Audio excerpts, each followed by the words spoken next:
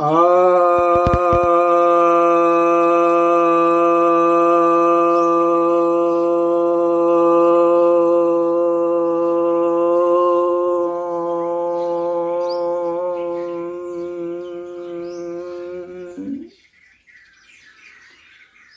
सभी भक्तजनों को सब प्रेम नमन। भक्तों, आप लोग देख रहे होंगे कि अभी बंगाल में राजनीतिक गतिविधियां काफ़ी तेज हुई। चुनाव के पहले से लेकर के चुनाव के समय भी और चुनाव बीत जाने के बाद भी काफ़ी हिंसा हुई। बहुत लोग मारे गए और अभी शपथ ग्रहण हुआ है, तो यह नहीं समझना चाहिए कि अब यह अंत हो गया। यह चलता रहेगा, अपितु और हिंसा धीरे धीरे बढ़ेगी,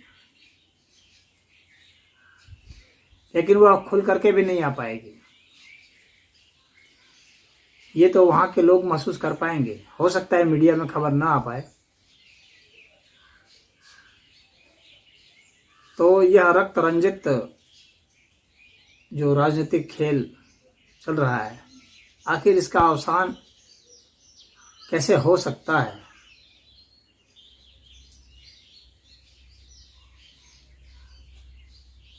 तो पहले समझ लीजिए कि सत्ता एक ऐसी चीज है, पूरे विश्व के इतिहास को उठाकर देखेंगे तो राजनीतिक सत्ता के लिए शासक जो हैं और शासक जो होना चाहते हैं, उन दोनों के मध्य बहुत संघर्ष होता है। सत्ता कोई भीख में नहीं मिलती है, इसके लिए युद्ध करना ही पड़ता है। यह सत्ता की एक अनिवार्य शर्त है। युद्ध के तौर तरीके बदल सकते हैं। आप चाहे बैलट का युद्ध कर लें या बुलेट का कर लें या वैचारिक युद्ध कर लें, किसी प्रकार का युद्ध कर लें, युद्ध तो होगा जिसके आधार पर जन और धन आपके साथ हो और उसके आधार पर आपके पास मिलिट्री आ जाए, पुलिस आ जाए, संसाधन आ जाए। यही सत्ता है। कानून बनाने की शक्ति आ जाए, कानून बदलने की शक्ति आ जाए और जो अधिकारी पदाधिकारी हैं उन्हें आदेश देने की शक्ति आ जाए। यही सत्ता संघर्ष का एक सार रूप में खेल है। भारतीय जनता पार्टी और कम्युनिस्ट पार्टी और कांग्रेस पार्टी, इन लोगों ने वहाँ तृणमूल कांग्रेस से संघर्ष किया और ये सब हारे। इनके वोटरों को डरा दिया गया। भय एक बहुत बड़ी चीज होती है शासन के लिए।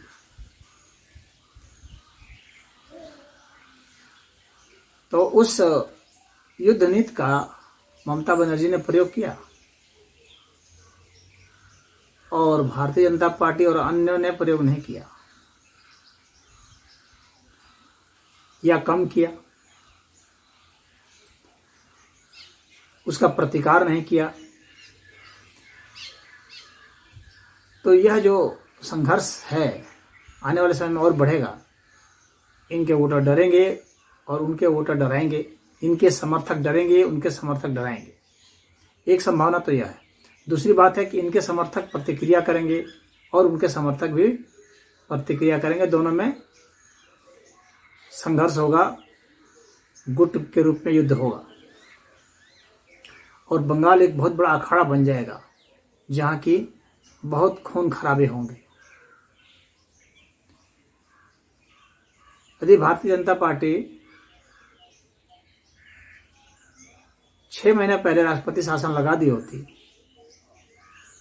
और वे जो तमाम गुंडे हैं उन्हें चिन्हित करके उन्हें बंद कर दी होती और तब चुनाव होते, तो हो सकता है माहौल कोई दूसरा होता।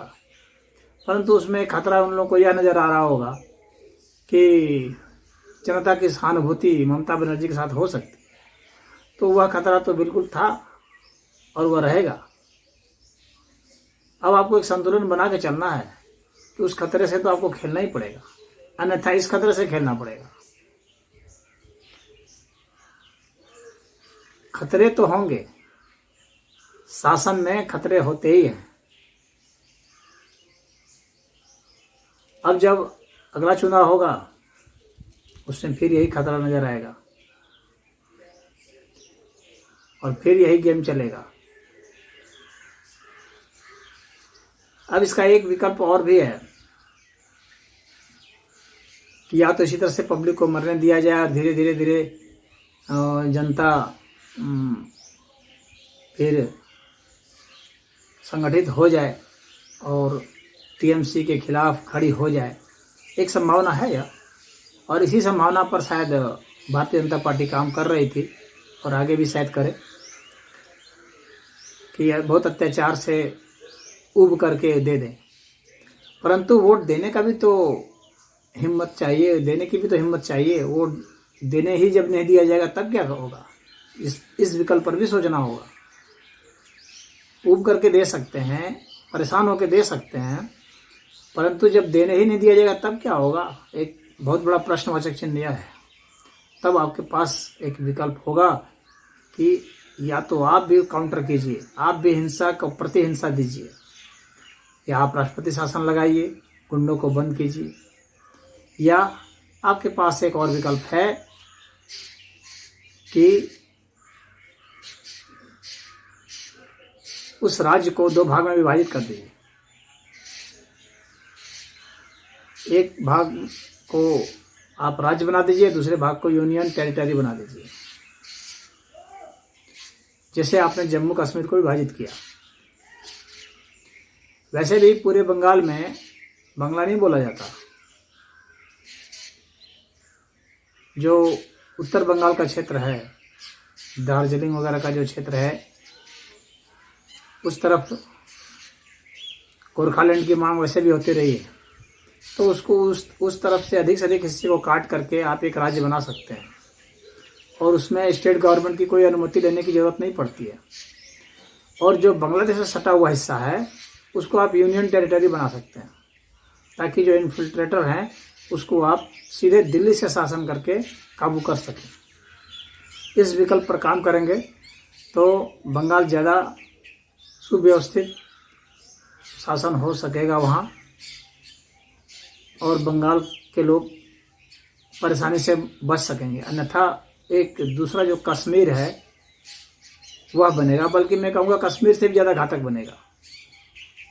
और अभी चुनाव के बाद बहुत सारे लोग असम की ओर पलायन कर रहे हैं, हिंदू सब भाग रहे हैं। यह एक बहुत बड़ी विभीषिका है और हो सकता है कि आने वाले समय में और भी पलायन करें। हिंदुओं को भागने के बजाय मुकाबला करना चाहिए। भागना कोई विकल्प नहीं होता है। असम से खदेड़े जाएंगे फिर कहाँ भागेंगे? आपको मुकाबला करना चाहिए परिस्थितियों का। और केंद्र सरकार, भाजपा का केंद्र में सरकार है और भाजपा यह कह करके अपना पिंड छुड़ाना चाहती है कि लॉ एंड ऑर्डर जो है वह स्टेट सब्जेक्ट है, स्टेट लिस्ट में है। परंतु यहाँ पर समस्या सिर्फ लॉ एंड ऑर्डर की नहीं है, बल्कि लाइफ की है।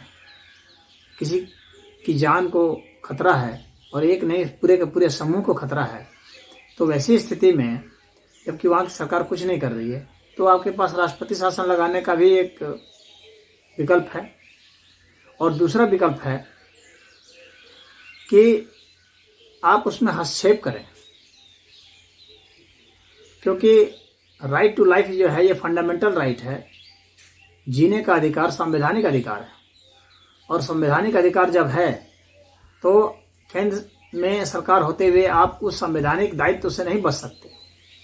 जिस तरह से राज्य की सरकारें भी उस संवैधानिक दायित्व के तहत हैं जिम्मेवार, उसी तरह से केंद्र सरकार भी है।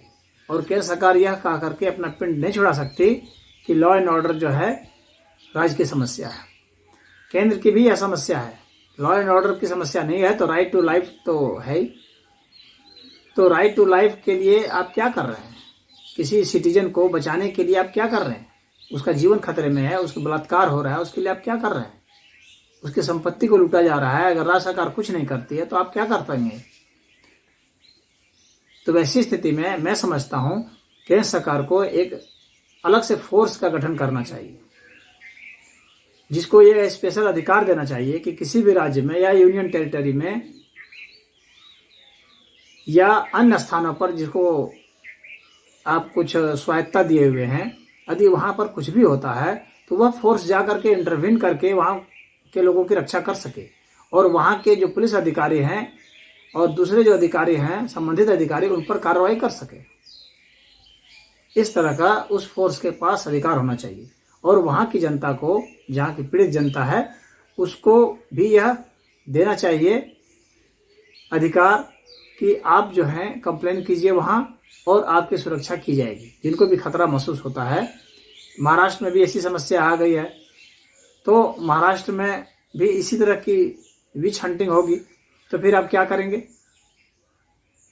तो जाहिर सी बात है कि आपको एक ऐसे फोर्स के गठन की आवश्यकता है इस देश में, और धीरे धीरे यह एक साधारण सी घटना नहीं है, बल्कि यह एक साजिश के तहत, एक प्रयोगशाला के तहत यह काम हो रहा है। यह एक प्रयोग किया जा रहा है, इसमें विदेशी शक्तियां भी शामिल हो सकती हैं। एक योजनाबद्ध तरीके से किया जा रहा है, इसलिए केंद्र सरकार को इसे नोटिस लेना चाहिए और एक सेंट्रल फोर्स का गठन करना चाहिए, लाइफ सेविंग फोर्स का गठन होना चाहिए, जिसमें कि आम जनता के जीवन की सुरक्षा, उसके अधिकारों की स्वतंत्रता जो है उसकी सुरक्षा होनी चाहिए, उसके बोलने की सुरक्षा होनी चाहिए। अब इस देश में अभिव्यक्ति की स्वतंत्रता अगर खत्म होने लगेगी, वोट देने के अधिकार खत्म किया जा रहा है, ये डराया जा रहा है कि आपको वोट नहीं देने दिया जाएगा। यह एक बहुत बहुत बड़ा खतरा है। वोट देने का जो फंडामेंटल राइट है, उस अधिकार पर ही वार किया जा रहा है, एक प्रयोग किया जा रहा है कि इस तरह से भगाया जा सकता है और इस तरह से सत्ता पर काबिज रहा जा सकता है। तो इस पर बहुत सख्ती से कार्रवाई होनी चाहिए, और वह कार्रवाई इसी प्रकार से होनी चाहिए, या तो राष्ट्रपति शासन लागू कीजिए, या स्टेट को विभाजित कीजिए, या आप वहां पर जन आंदोलन कीजिए और कमेटी गठित कीजिए जो कि उसके लिए लड़ाई करे। कोर्ट में भी ठीक है, कुछ लोगों ने याचिकाएं दायर की हैं, लेकिन कोर्ट की याचिका का क्या मतलब रह जाएगा जब वहां की पुलिस उसका पालन ही नहीं करेगी। कोर्ट का मतलब तो तब है कि यदि पालन नहीं होता है तो तुरंत बर्खास्त कर दिया जाए सरकार को, लेकिन यदि ऐसा नहीं होता है तो उसका कोई वैल्यू नहीं रह जाता है। लोगों को उसी तरह से बल्कि और ज्यादा उत्पीड़ित महसूस किए जाएंगे, वे सब उत्पीड़न और बढ़ जाएगा। तो इसलिए यह जरूरी है कि एक ऐसी फोर्स का गठन हो जो वहां इंटरवीन कर सके, जो वहां हस्तक्षेप कर सके और वहां के लोगों को बचा सके, और वहां के जो गुंडे हैं उनको भी उनका काउंटर कर सके, उनको पकड़ सके, उनको जेल में डाल सके, और वहां के अधिकारियों को दंडित कर सके, और वहां की सरकार को भी दंडित कर सके। तो इस तरह के प्रावधान अवश्य होने चाहिए। इस पर अवश्य ही केंद्र सरकार को और यहाँ के न्यायालय को विचार करना चाहिए, क्योंकि यह बहुत खतरनाक मोड़ पर ये पहुंच गया है। बंगाल की घटना और महाराष्ट्र की घटना एक बहुत बड़े साजिश की ओर जा रही है। चुनाव केरल में भी हुए, चुनाव तमिलनाडु में भी हुए, पांडिचेरी में भी हुए, असम में हुए, लेकिन इस तरह की कहीं कोई खबर नहीं आई। सब जगह शांतिपूर्वक हो गया, लेकिन वहीं पर क्यों ऐसा हुआ? वहां एक बहुत बड़ा प्रयोग चल रहा है। तो इस पर विचार करना चाहिए सभी बुद्धिजीवियों को और सभी लोकतंत्र के मूल्यों का जो समर्थन करते हैं उनको, और जो शासन कर रहे हैं, केंद्र सरकार में बैठे हुए हैं उनको। मोदी ऐसा कह के नहीं बच सकते कि वो राज्य का विषय है, अमित शाह नहीं बच सकते। कायरता की चूड़ी पहन करके और दायित्व से मुख मोड़ करके नहीं बच सकते, क्योंकि जो मूल अधिकार है व्यक्ति के जीने का, उसका दायित्व का निर्वहन करना केंद्र सरकार की सबसे प्रमुख जिम्मेवारी है। उसका पालन आपको करना है और सिर्फ आपको करना है। इसके तहत ही आपको काम करना है, अन्यथा यदि आपके बस का नहीं है तो आप इस्तीफा दे दें, किसी अन्य को आने दें जिसके पास ये साहस हो कि वह डिसीजन ले सके, हार्ड डिसीजन ले सके। ओम हरि।